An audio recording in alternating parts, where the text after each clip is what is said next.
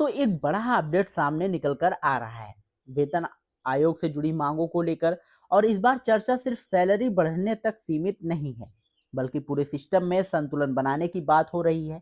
Fitment factor, family unit और HRA जैसी कई अहम मांगों पर अब गंभीर स्तर पर विचार किया जा रहा है। जो संकेत मिल रहे हैं उससे यह साफ है कि आयोग इन मुद्दों को हल्के में नहीं ले रहा, बल्कि हर पहलू को ध्यान से समझने की कोशिश कर रहा है। बताया जा रहा है कि आयोग के अध्यक्ष रंजना प्रकाश देसाई ने भी सभी पक्षों की बात काफी ध्यान से सुनी। कई मौकों पर उनका रवैया सकारात्मक रहा और रिस्पेक्टिव रहा।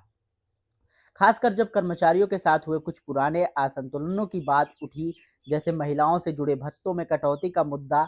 यह भी महसूस हुआ कि वे सिर्फ औपचारिकता निभाने नहीं आई हैं, बल्कि वास्तव में चीजों को समझकर संतुलित फैसला देने की कोशिश में है।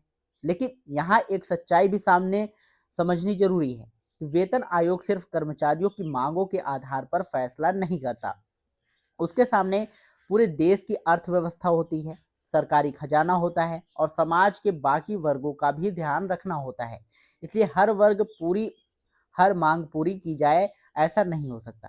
ऐसा मान लेना थोड़ा जल्दबाजी होगा, लेकिन इतना जरूर कहा जा सकता है कि पूरी तरह से नज़रअंदाज भी नहीं किया जाएगा।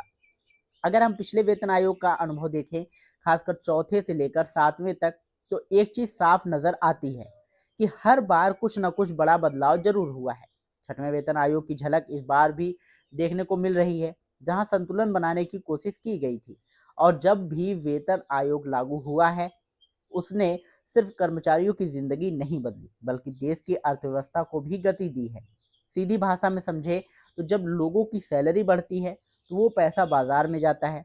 लोग घर बनाते हैं, गाड़ियां खरीदते हैं, बच्चों की पढ़ाई पर खर्च करते हैं, ट्रैवल करते हैं और निवेश करते हैं।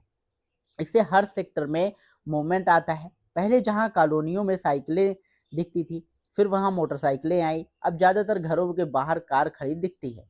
यह बदलाव अचानक नहीं आया, इसके पीछे वेतन आयोग जैसे फैसलों का बड़ा योगदान है।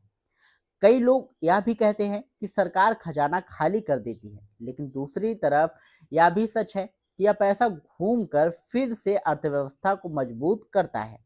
मार्केट में कैश फ्लो बढ़ता है, बिजनेस बढ़ते हैं और रोजगार के नए मौके बनते हैं। यही वजह है कि हर वेतन आयोग की बात शेयर बाजार से लेकर रियल एस्टेट और ऑटो सेक्टर तक के में भी हलचल देखी जाती है।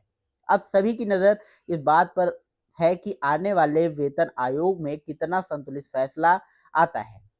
उम्मीद यही है कि पूरी तरह से न्याय भले ना हो, लेकिन अन्याय भी नहीं होगा। कर्मचारियों की उम्मीदें भी हैं और देश की आर्थिक जरूरतें भी हैं।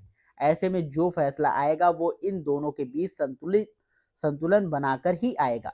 दोस्तों, अगर आपको ये जानकारी पसंद आई हो तो वीडियो को लाइक करिएगा, शेयर करिएगा और यदि चैनल पर पहली बार आए हो तो चैनल को सब्सक्राइब करके बेल आइकन जरूर दबाइएगा, क्योंकि हम ऐसे महत्वपूर्ण अपडेट्स आप लोगों के लिए हमेशा लाते रहते हैं। और अगर आपका इससे रिलेटेड कोई भी क्वेश्चन हो तो कमेंट बॉक्स में जरूर पूछेगा, हमारी टीम आपकी पूरी सहायता करेगी।